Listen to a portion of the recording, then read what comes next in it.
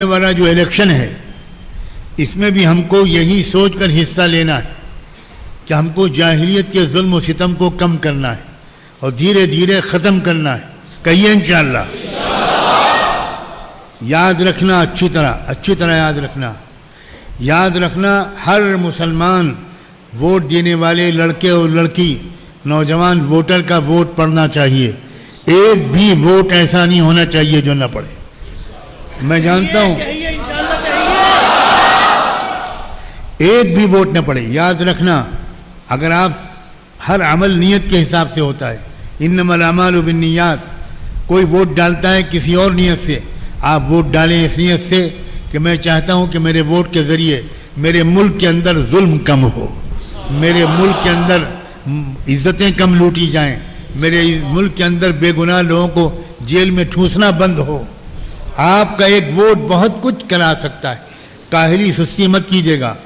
Vote election کے دن میں آپ سب پہلے سے اپنی جماعتیں بنا لیجئے, اپنی کمیٹیاں بنا لیجئے ہر محلے کے اعتبار سے اور بوتھ کے ذمہ دار ہونے کے اعتبار سے.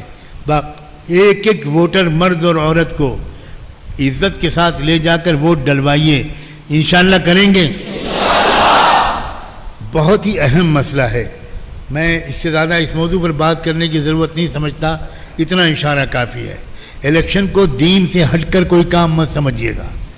یہ مت سمجھیے گا کہیں آپ میں کوئی ایسا بیٹھا ہو کہ آج حضرت نے مسجد میں الیکشن کا ذکر کر دیا. آپ کو نہیں معلوم اس الیکشن کے نتیجے اگر غلط نکل آئے تو پھر کیا ہوگا آپ سمجھ بھی نہیں سکتے. ظلم کی ندیاں بہیں گی, قتل عام ہوگا, جیل چھوٹے پڑ جائیں گے اور اللہ جانے کیا کیا ہوگا. اور انشاءاللہ یہ نہیں ہوگا. یہ نہیں ہوگا.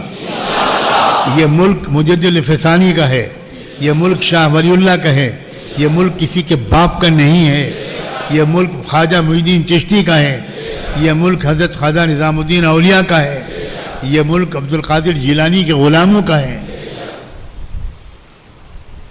اس لیے آپ سب اس خبر کو عام کریں. عورتیں بھی ووٹ ڈالیں. ابھی تک جن لوگوں نے اپنا ووٹر آئی ڈی نہیں بنوایا, اب بھی اگر بن سکتا ہو تو ضرور اس کو بنوائیں. یہ بات میں بہت اہمیت کے ساتھ کہنا چاہ رہا ہوں.